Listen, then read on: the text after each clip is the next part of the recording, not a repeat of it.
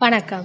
நமது திருக்கோயிலில் சொல்லடி அபிராமி, அதாவது தஞ்சாவூரை சரபோஜி மன்னர் ஆட்சி செய்த காலம் அது.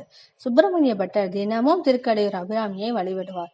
ஒரு நாள் அம்மனின் முகத்தை பார்த்து மெய்மறந்த நிலையில் இருந்தார். அப்பொழுது சரபோஜி மன்னர் கோயிலுக்கு வந்தார். ஆனால் அது பட்டருக்கு தெரியவில்லை. ஏற்கனவே பட்டர் மீது பொறாமை கொண்டிருந்த சிலர் இதை தங்களுக்கு சாதகமாக்கி கொண்டனர். ஐயா, உங்களை இவர் அலட்சியப்படுத்துவதை பாருங்கள் என்றார். மன்னரும் அதை நம்பி பட்டரிடம் இன்று என்ன திதி என கேட்டார். அம்மனின் பிரகாசமான முகத்தை பட்டர் பார்த்தபடி இருந்ததால் இன்று பௌர்ணமி என்றார். என்ன துரதிருஷ்டம்! ஆனால் அன்றோ தை அமாவாசை.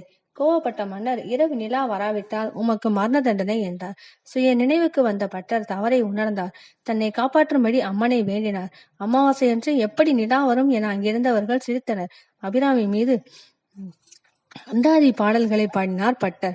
79வது பாடல் பாடும் பொழுது காதில் நனைந்திருந்த தாடங்கம் என்னும் தோட்டை வானில் எரிந்தால் அபிராமி. இது முழு நிலவாக பிரகாசித்தது.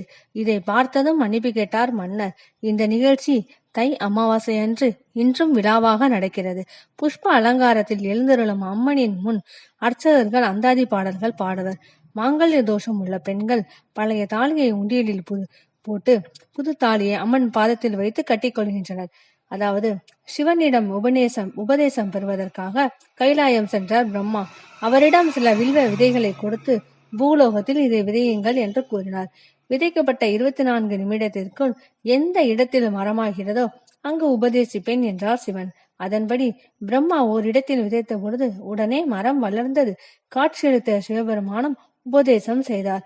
ஆதி வில்வநாதர் என்ற பெயரில் சிவபெருமான் குடிகொண்ட தலம் மயிலாடுதுறை மாவட்டம் நம் திருக்கடையூர். மேலும் எதை தொடங்கினாலும் நாம் விநாயகரை வணங்குவது மரபு. ஆனால் பார்க்கடலை கடைந்து அமிர்தத்தை பெற்ற தேவர்கள் முதல் தெய்வமான விநாயகரை மறந்துவிட்டு அமிர்தத்தை பருக செய்தனர். விடுவாரா விநாயக பெருமான் தன் திருவிளையாடலை தொடங்கினார். அமிர்த குடத்தை மறைய செய்தார். இதை அறிந்த தேவர்கள் மன்னிப்பு கேட்டு குடத்தை பெற்றனர். பின் குடத்தை விநாயகர் முன் வைத்து வழிபட்டனர். குடம் இருந்த இடத்தில் ஒரு சிவலிங்கம் உண்டானது. இவரே நம் அமிர்த கடேஸ்வரர் என்ற பெயரில் திருக்கடையூரில் கோயில் குடிகொண்டுள்ளார்.